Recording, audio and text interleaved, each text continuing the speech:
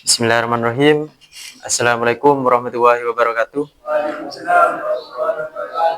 Ini kelas 12.3 ya? Mari sebelum mata pelajaran hari ini dimulai, terlebih dahulu membaca doa, agar apa yang kita pelajari hari ini berjalan dengan lancar, bermanfaat, dan barokah.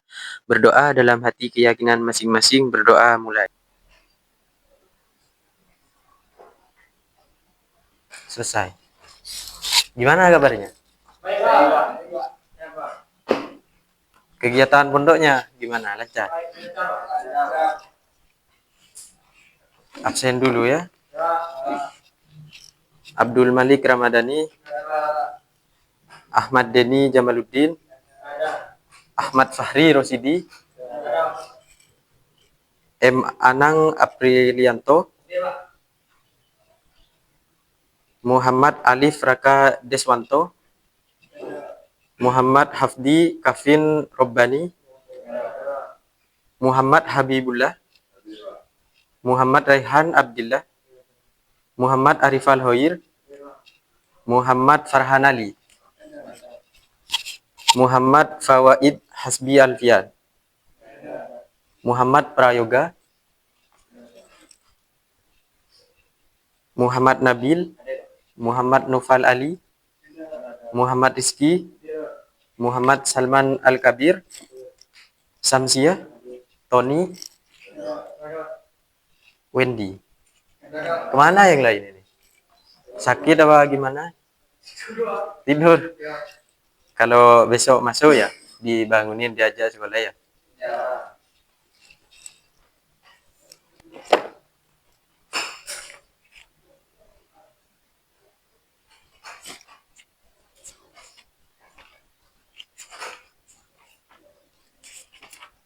Kita sekarang akan mempelajari koperasi, ekonomi koperasi.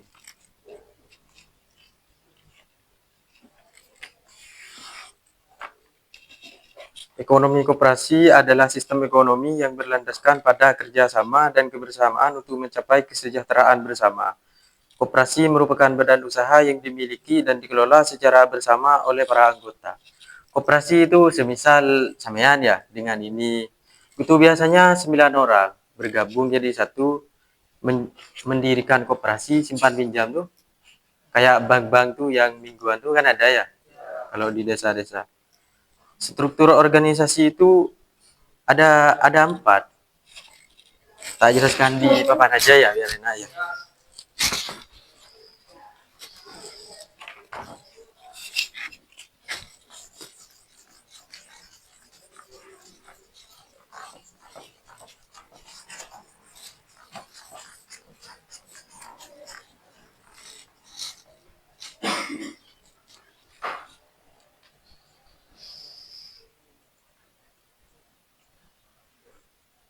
Sekarang kan pelajaran ekonomi koperasi.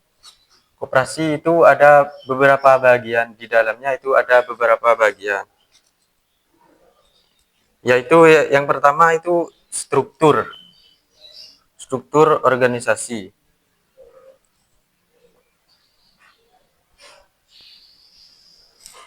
Terus yang kedua, koperasi itu ada 2. Ada koperasi primer. Koperasi itu dibagi 2. Yang satunya koperasi sekunder.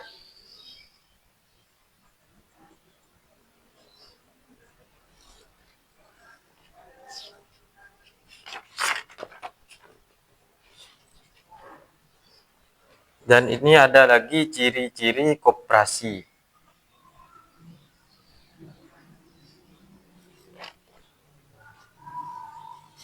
Ada juga tujuan. Mesti kan kalau membangun usaha mesti ada manfaat, ada tujuan. Di dalamnya itu terbagi menjadi beberapa bagian. Dan juga jenis koperasi.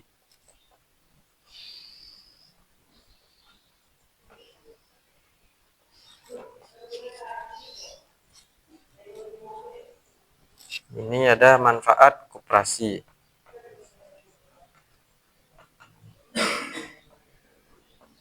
Ya, saya jelaskan satu persatu. Struktur organisasi itu dibagi menjadi 4.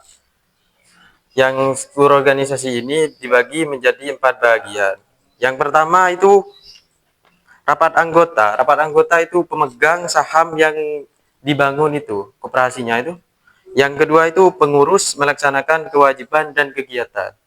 Yang artian di dalamnya itu bekerja sama dalam membangun usaha. Yang ketiga pengawas. Pengawas itu mengawasi, semisal karyawannya ada 9 orang ya. Yang satu tuh ada pengawas, kedua itu bagiannya itu pengawas tuh mengawasi yang kerja yang lainnya itu.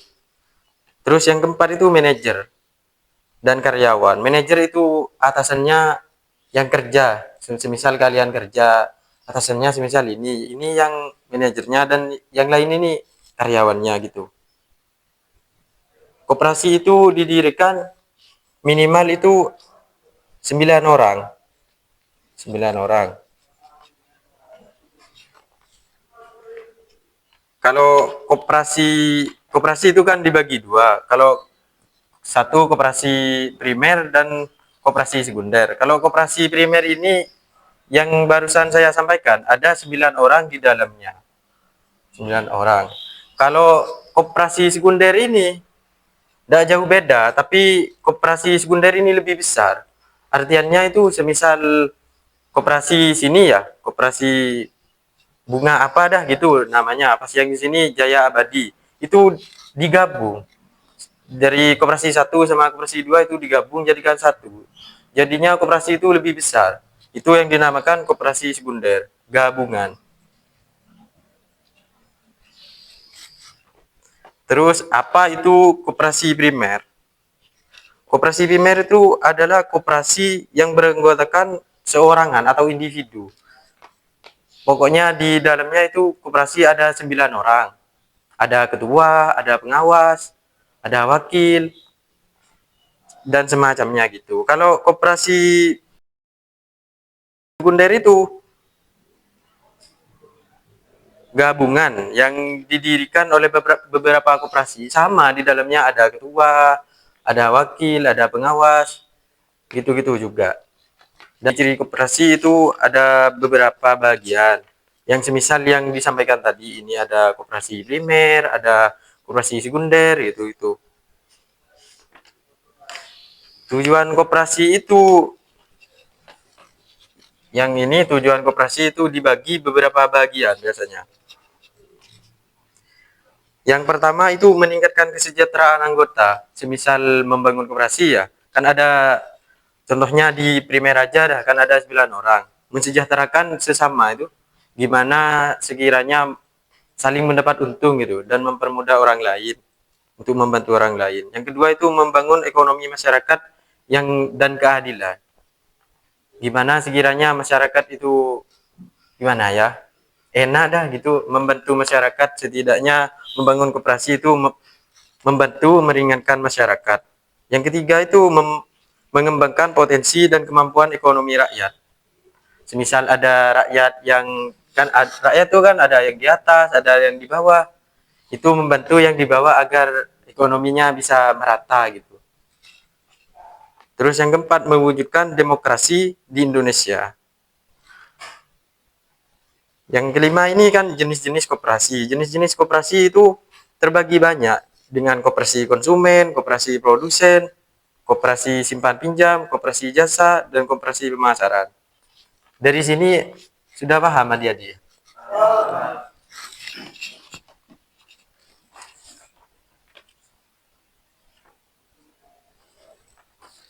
Ciri-ciri koperasi primer itu ada bagiannya juga. Kan tadi yang disampaikan ada koperasi primer dan ada koperasi sekunder. Ciri-ciri koperasi primer itu anggotanya adalah perorangan, bukan lembaga. Jadi dalam satu kelompok itu gabungan. Misal ini ada 9 orang, maksimalnya itu 9 orang.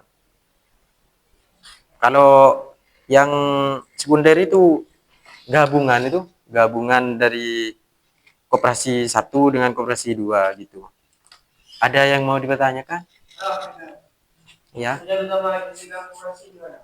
Wah, pertanyaan yang bagus. Itu tujuan utama didirikan koperasi itu, tujuannya utama adalah meningkatkan kesejahteraan ekonomi anggotanya dan ikut membangun tatanan perekonomian nasional yang berkeadilan dan berlandaskan pada demokrasi ekonomi.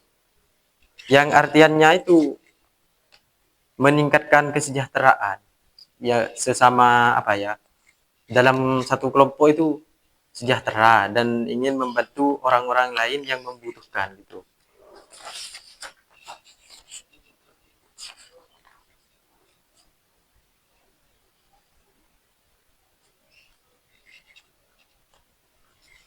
Organisasi koperasi itu pengorganisasiannya menghasilkan suatu pola tugas dan tanggung jawab yang terdiri asas unit-unit yang integrasi melalui hubungan antar bagian koperasi. Hasil perorganisasian adalah terjadi kerjasama antar individu.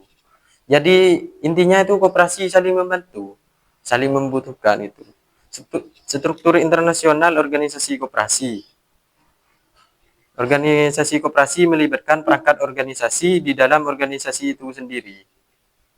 Yang kedua, struktur eksternal organisasi koperasi. Eksternal itu luar. Semisal struktur eksternal organisasi koperasi berhubungan dengan penggabungan koperasi sejenis pada suatu wilayah tertentu. Penggabungan tersebut dibutuhkan untuk pembinaan, pelatihan, kemudahan, mendapat modal, dan kebutuhan lainnya. Berkaitan dengan hal tersebut, ada koperasi induk, koperasi gabungan, koperasi pusat, dan koperasi primer. Ya, seperti yang disampaikan tadi, koperasi itu dibagi beberapa bagian. Ada koperasi sekunder, koperasi primer, koperasi gabungan, koperasi pusat, gitu-gitu dah. Paham ya? Dan kalau membangun koperasi itu ada keanggotaan. Yang di dalamnya itu keanggotaan. Keanggotaan itu yang mengelola di dalamnya itu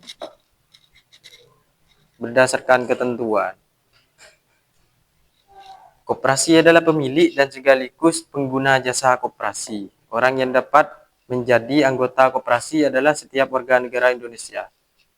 Yang mendirikan koperasi itu harus WNI asli, warga Indonesia, tidak dari luar gitu. Kewajiban anggota, dan anggota itu ada kewajibannya juga. Kewajiban anggota koperasi mematuhi anggaran dasar atau yang disingkat dengan AD. Anggaran rumah tangga yang biasa disebut ART, serta keputusan yang telah disepakati oleh rapat anggota. Yang kedua, berpartisipasi dalam kegiatan usaha yang diselenggarakan oleh koperasi. Yang artinya berpartisipasi itu mengikuti apa yang telah dibangun di dalam koperasi itu, berkontribusi gitu. Yang ketiga, mengembangkan dan memelihara kebersamaan berdasar atas kekeluargaan. Jadi kalau membangun koperasi itu lebih banyak apa ya, saudara gitu. Kan itu di 9 orang ya, seumpama ambil di contoh primer dah. 9 orang itu ada modal usaha, ngajenengan punya semisal 10 juta, ini 20, yang ini 15, itu kan digabung menjadi sebuah koperasi yang dijadikan satu. Yang itu kan harus kekeluargaan. Kalau semisal yang ini sama ini gimana ya, selek, bahasanya tuh kerennya selek tuh ya, musuhan dah gitu kan, nggak bisa jadi satu. Jadinya harus kekeluargaan, harus memelihara kekeluargaan. Hak anggota koperasi: satu, menghadiri atau menyatakan pendapat dan memberikan suara dalam rapat anggota. Sebelum mendirikan koperasi itu harus yang 9 orang ini mengadakan kumpulan dah, yang intinya menghadiri, menyatakan pendapat. Semisal ini bilangnya ini pinjaman ini harus koperasi ini, dan satunya kan harus berpendapat gitu. Sekiranya satu koperasi itu sama-sama enak menjalankan usaha. Yang kedua, memilih dan atau dipilih menjadi anggota pengurus atau pengawas. Seperti yang disampaikan kakak tadi, kan ada ketua, ada pengawas, dan ada lain-lain itu memilih atau dipilih gitu, bebas. Yang ketiga, meminta diadakan rapat anggota menurut ketentuan dalam anggaran dasar. Ini meminta diadakan rapat itu maksudnya sebelum mendirikan itu rapat dulu. Semisal ini punya modal usaha 20, 30, itu kan digabung. Biar sama-sama enak, gak ada apa ya, kalau biasanya itu gak ada omong di belakang gitu dah. Biar usahanya itu lancar. Yang keempat, mengemukakan pendapat atau saran kepada pengurus di luar rapat anggota, baik diminta maupun tidak diminta. Jadi kalian tuh berhak berpendapat, meminta semisal ini harus gini, ini harus gini. Itu berhak dalam menjalankan koperasi itu. Yang kelima, memanfaatkan koperasi dan mendapat pelayanan yang sama antara sesama anggota. Jadi itu memanfaatkan itu gimana ya? Sekiranya mendapat manfaat sesama yang lain gitu dah. Agar berjalan enak, lancar sampai selesai apa yang diharapkan gitu. Yang keenam, mendapatkan keterangan mengenai perkembangan koperasi menurut ketentuan dalam anggaran dasar. Paham ya sampai sini ya? Terus di dalam koperasi itu ada pengelolaan koperasi. Mengelola koperasi perlu dipikirkan perangkat-perangkat organisasi, yaitu rapat anggota, semisal yang tadi disampaikan tuh, rapat anggota, kepengurusan, kepengawasan. Rapat anggota itu menetapkan garis-garis besar dalam kebijakan atau harus dikerjakan pengurus bekerja atas dasar pola kebijakan yang ditetapkan anggaran rumah tangga minimal sekali dalam setahun. Pengurus menyampaikan laporan pertanggungjawaban pada rapat anggota. Kan itu koperasi ya, membangun koperasi. Kan di dalamnya ada ketua, ada pengurus. Nah, pengurus ini harus menyampaikan laporan pertanggungjawaban pada di rapat anggota itu. Sementara itu, pengawas bertugas mengawasi kinerja. Pengawas itu mengawasi apa yang ada di dalam itu bekerja gimana, yang sekiranya jujur.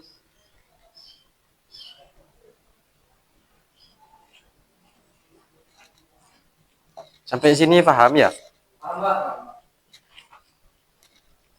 Ini kan tadi yang disampaikan ada rapat anggota. Rapat anggota koperasi itu sebagai pemegang kekuasaan tertinggi. Jadinya anggaplah ketuanya itu yang mengatur, yang di dalamnya itu mengatur sebuah usaha yang koperasi itu. Kalau rapat anggota itu. Terus yang kedua itu kan pengurus koperasi. Sebagai pengurus koperasi itu sebagai salah satu elemen penting koperasi. Yang menjelaskan bahwa pengurus koperasi itu dipilih oleh anggota koperasi dalam rapat anggotanya. Jadi pengurus itu dipilih dalam rapat tadi. Dipilihnya itu dalam rapat tadi. Terus kan ada pengawas koperasi. Pengawas koperasi dipilih dari dan oleh anggota koperasi dalam rapat anggota. Jadi semuanya itu dipilih dalam rapat itu. Dalam pertemuan rapat itu sebelum membangun koperasi itu. Koperasi itu bersumber modal dari dan modal pinjaman. Yang satu itu modal sendiri. Modal koperasi berupa modal sendiri dapat berasal dari hal-hal berikut. Seperti yang kakak sampaikan tadi, ada yang punya 10 juta gitu, simpanan pokok.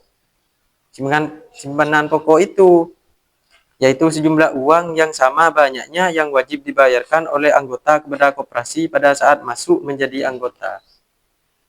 Semisal ya gini dah, artiannya simpanan pokok itu kayak Mas ini punya uang 10 juta sama ini, lalu mendirikan koperasi dengan rapat tadi.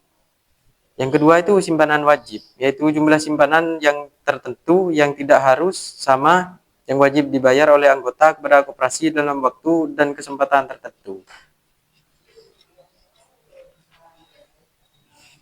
Yang ketiga itu dana cadangan, yaitu sejumlah uang yang diperoleh dari penyisihan sisa hasil usaha. Nah, ini dana cadangan ini dari sisa hasil usaha itu SHU itu. Itu kalau ke belakang semisal membangun koperasi ya, didirikan dah berjalan 1 tahun. Itu mesti ada uang hasil sisa itu. Itu namanya SHU. Yang keempat itu hibah, yaitu pemberian uang, dana, atau barang kepada koperasi sebagai modal usaha dengan sukarela tanpa imbalan jasa. Semisal ini ya, artiannya hibah ini kan contohnya tadi di primer ada 9 orang. Terus itu udah naruh uang 10 jutaan, terus ada uang lebih, itu ditaruh gitu dengan sukarela buat tambahan. Terus ini ada modal pinjaman. Modal koperasi berupa modal pinjaman dapat berasal dari anggota. Yang kedua, koperasi lain dan atau anggotanya. Koperasi lain ini seperti yang disampaikan tadi, yaitu yang koperasi sekunder itu. Kalau yang anggota ini koperasi primer. Terus yang ketiga, bank dan lembaga keuangan lainnya. Yang keempat, penerbitan obligasi dan surat utang lainnya. Yang kelima, sumber lain yang sah. Nah, ini terus yang terakhir ini perhitungan sisa hasil usaha yang disebutkan kakak tadi, SHU. Sisa hasil usaha itu biasa disingkat kalau di koperasi itu SHU. Adalah sisa hasil usaha atau definisi hasil usaha yang diperoleh dari hasil usaha yang pendapatan koperasi dalam 1 tahun buku setelah dikurangi dengan pengeluaran atas berbagai beban usaha. Kan di koperasi itu mesti ada kebutuhan kayak makan, kayak uang motor, uang makan, konsumsi apa gitu. Itu nanti ada SHU, sisa hasil tuh dipotong itu dulu, baru sisanya itu dibagi.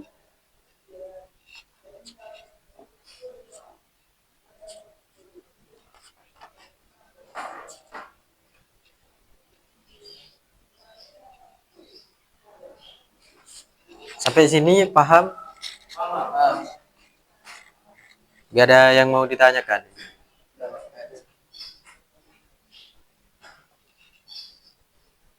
Besok temennya disuruh masuk ya, diajak. Biar tidak ketinggalan pelajaran. Enak kalau belajar di ekonomi itu enak. Misal punya rezeki walaupun kuliah bisa bisa kerja di luar juga. Sekarang kan bisnis banyak, ada online. Affiliate tuh tahu? Affiliate tuh gimana ya? Di TikTok tuh ada jualan kayak dari brand-brand tuh kayak bedak tuh kan sekarang kalau cewek-cewek itu enak di affiliate tuh jutaan. Iya, affiliate tuh cuma upload upload video tuh dari brand apa gitu. Itu yang tadi kakak Diki tuh punya tuh main affiliate tuh. Tapi itu masih belum besar karena itu kan masih pemula. Bisa itu 1 bulan tuh bisa 500, kadang 400 gitu. Produknya itu dari dari yang punya, misal dari Wardah gitu kan. Kayak kayak kamu tuh cuman menyiapkan video. Ya, promosi. Apalagi sampai live gitu itu banyak tuh. Endorse dari luar tuh. Enak kalian kayak sekarang belajar ekonomi kayak gini. Apalagi kalian udah mau lulus enak kuliah sambil kerja. Sekarang banyak KIPKA beasiswa tuh enak itu. Udah kuliah masih dibayar. Cari kerjaan di luar gitu. Kayak saya ternak ternak puyuh tuh kan gak ada kerjaan kan mau kerja di luar tuh gak bisa kan kalau kuliah sulit kadang udah masuknya kan gak tentu gitu jadi ternak puyuh tuh burung puyuh tuh tentunya enak tuh. Kalau sekarang sih sedikit kadang 200 250 gitu bersihnya tapi dalam dalam sebulan kan itu sih dipotong makannya ayam purnya tuh sama Pak Subhan itu anu juga itu ternak puyuh juga baru mulai juga itu Pak Subhan masih punya 500 kayaknya. Enak adik-adik semisal udah ngabdi di pondok berhenti dah pulang usaha apa dah nyoba-nyoba tuh jangan takut mencoba deh kalau mau usaha ini tapi cuma dipikir tuh ya nggak bakal bisa kalau mesti dah ada salahnya, ada risikonya. Kalau misal saya juga pernah dulu ternak lele pakai terpal tuh enak juga tuh. Tapi pertama coba kali nyoba tuh pertama kali langsung gagal ya. Banyak yang mati tuh. Tapi pelan-pelan coba coba lagi gitu. Bisa, mesti bisa. Nyoba anu itu lagi. Kalau udah coba dah adik-adik ini kalau udah lulus pas belum kuliah apa baru lulus tuh mesti di rumahnya ada enak tuh ke orang tua tuh udah enak mesti ada kerjaan apa gitu. Dulu sempat juga saya bisnis jamur tuh jamur tiram yang pakai plastik tuh ya itunya beli tuh saya ke Jember jemput ke Jember enak kalau modal pertama berapa ya udah punya 500.000 aja enak dah coba-coba dulu tuh yang penting berani kalau udah berani ngelakuin tuh nggak bakal bisa soalnya apa yang dijalani tuh mesti ada risikonya enak kayak kalian ini bisnis kayak bisnis-bisnis itu kan pelajarannya ekonomi ekonomi kan ini terbagi banyak ini yang saya jelaskan barusan ada koperasi badan usaha manajemen badan usaha perdagangan nah apalagi ini udah sampai bab 2 ini perdagangan internasional ini enak di sana banyak dijelaskan sekarang udah perdagangan itu banyak yang online coba aja ada ke Sukowono toko-toko offline tuh udah jarang tuh barangnya tuh udah jarang banyak yang di online kan apalagi sekarang tuh orang tuh tidak suka ribet tuh kan sekarang di HP cuma tinggal pencet udah dateng apalagi ada COD sekarang tidak takut kan kalau dulu tuh baru-baru ada Shopee tuh cuma harus harus TF tuh jadinya kan banyak kalau di desa kan banyak orang yang nggak punya rekening jadinya orang tuh nggak tergiur belanja online tuh tapi sekarang kan udah ada COD tuh barang datang tinggal bayar gitu. Sekarang udah ada bisa dibatalkan kan kalau semisal kurang srek ke diri sendiri kan bisa dibatalkan bisa diretur jadinya itu orang tidak mau ribet sekarang enak dah coba dah adik-adik kalau udah lulus udah ngabdi di pondok sini kalau pulang pengen ngejalanin usaha apa dah kecil-kecilan langsung coba gitu kalau kalau cuman di angan-angan tuh gak bakal jadi dulu saya gitu juga takut-takut mau bisnis gini takut takut rugi uangnya kan gimana ya udah dikit si nyelengi kan gitu takutnya rugi kalau langsung pas coba beranikan diri cari di TikTok dah mau ternak ini cari di TikTok tuh banyak cara-caranya tuh bisnis anu itu pernah juga saya cupang tuh ya ternak cupang tuh sampai telur tuh enak tapi itu jualnya yang sulit kalau nggak punya apa ya tempat tempat penjualan tuh kalau cuman dijual satu persatu tuh rugi jualnya itu enakan ada yang pengepul dah istilahnya enak kalau gitu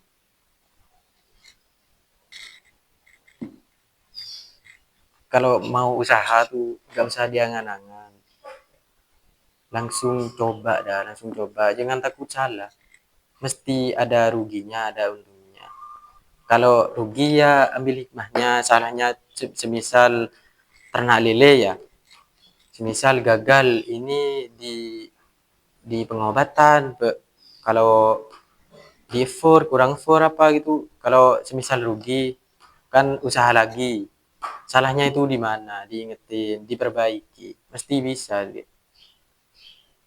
Kalau udah lulus mondok tuh udah enak dah kalau menang terus tuh